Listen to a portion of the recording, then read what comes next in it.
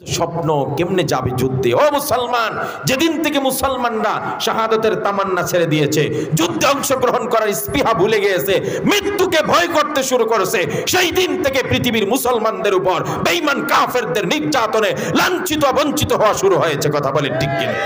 আজও ঘুরে দাঁড়াও।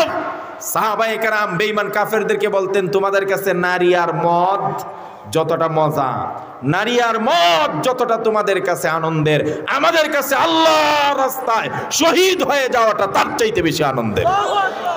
যেই জাতি মরার জন্য পাগল, ওই জাতিরে পৃথিবীর কেউ দমিয়ে রাখতে পারে? আর যদি সবাই মৃত্যুকে ভয় পাওয়া শুরু করে, তাহলে তো আপনার আমার ঘাড়ের উপর চাপবেই। এই জন্য যুবক, সময় এসেছে এখন ঘুরে দাঁড়াবার। পৃথিবীর বুকে বুকে আজ বিভিন্ন দেশ স্বাধীন হচ্ছে। 53 বছরের স্বৈর শাসনের পতন হয়েছে সিরিয়ার, সেখান থেকেই ফিলিস্তিন ইনশাল্লাহ হবে। আজ আমেরিকাওয়ালারা তোমরা কাঁদো, তোমাদের দুঃখ দুর্দশায় আমরাও তোমাদের সাথে সহমর্মিতা জানাই। গোটা 13,000 বিল্ডিং জ্বলে ছারখার করে দিয়েছেন একজন, তিনি কে? তোমরা ফিলিস্তিনিদেরকে কাঁদিয়েছো। কত ফিলিস্তিনি মা বোনরা নির্যাতনের শিকার হয়েছে, বাড়ি ঘরে বুলডোজার দিয়ে উড়িয়ে দিয়েছ। বাচ্চাগুলো খাতা বালিশ নিয়ে রাস্তায় রাস্তায় ঘুরতেছে, কোথায় আশ্রয় নেই। কত বাচ্চা মরুভূমিতে না খেয়ে খেয়ে ক্ষুধার যন্ত্রণা ছটফট করতেছে, মা মা করে করে, কোনো খাবার নাই। এই জালিমেরা ওই যে এই মানুষগুলাকে রিলিফের মাল বিভিন্ন দেশ থেকে খাদ্য হিসাবে দেয়, ওই খাদ্যের বোঝাই করা ট্রাকগুলোর উপর আক্রমণ করে খাদ্য পৌঁছাইতে দেয় নাই। এতদিন শুধু ফিলিস্তিনিরা কান্না করেছে, বাড়িঘর ছেড়েছে, তাদের বাড়িঘরে আগুন জ্বালাইছো, মসজিদগুলাকে গুড়িয়ে দিয়েছো। আল্লাহ আজকে তোমাদের অঞ্চলে ক্যালিফোর্নিয়ার লস অ্যাঞ্জেলেসে এমন বাতাস দিয়েছে, সাধারণ বাতাস নয়, আগুনের ঝড় দিয়েছে। লেলিহান আগুন, উত্তাল আগুন, কেউ থামায় রাখতে পারে না। 13,000 বাড়িঘর জ্বলে ছারখার হয়ে গেছে। আল্লাহ সব পারেন। কথা বলে ঠিক কিনা?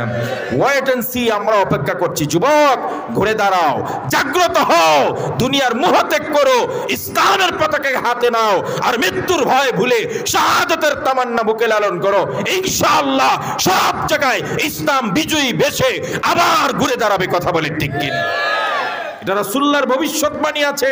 নবীজি বলছেন, লা ইয়াবকা আলা যাহরিল আরদি বাইতু মাদারিন ওয়ালা ওয়াবার ইল্লা আদখালাহুল্লাহু কালিমাতাল ইসলাম ইম্মা বিইজ্জিন আজিজ ওয়া ইম্মা বিযুল্লিন যালিল। রাসূলুল্লাহ বলছেন, কিয়ামতের আগে পৃথিবীর যত কাঁচা পাকা ঘর আছে, বিল্ডিং আছে, টিনের ঘর আছে, মাটির ঘর আছে, ইনশাআল্লাহ সব ঘরে কালিমার পতাকা উঠবে, সব ঘরে কালিমার পতাকা উঠবে।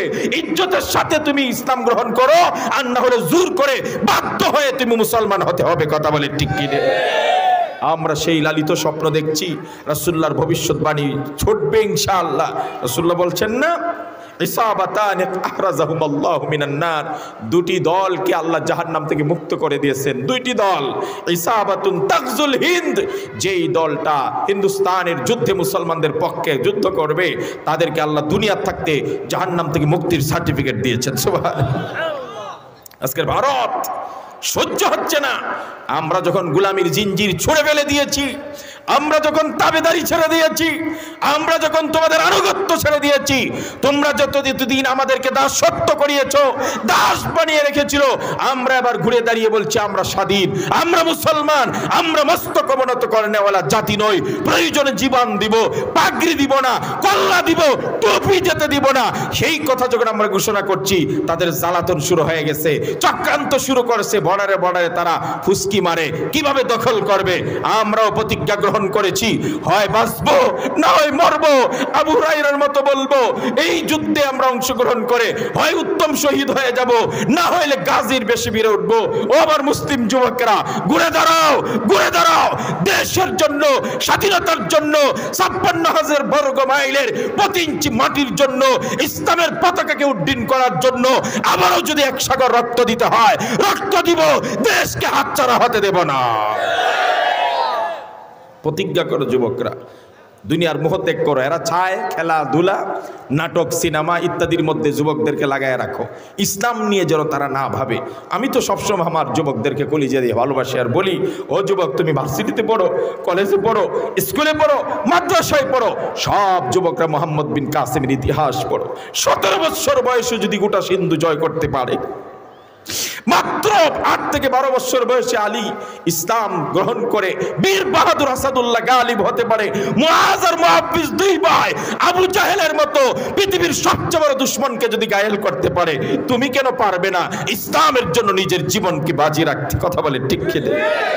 তোমারও বয়স হয়েছে, এবার একটু ঘুরে দাঁড়াও, এবার একটু ইসলাম নিয়ে চিন্তা করো, নবীর আশিক হও, উম্মত হও, সাহাবীদের সোনালী ইতিহাস পড়ো, সাহাবায়ে কেরাম কি পরিমাণ কষ্ট করেছে এই দ্বীনকে প্রতিষ্ঠা করার জন্য।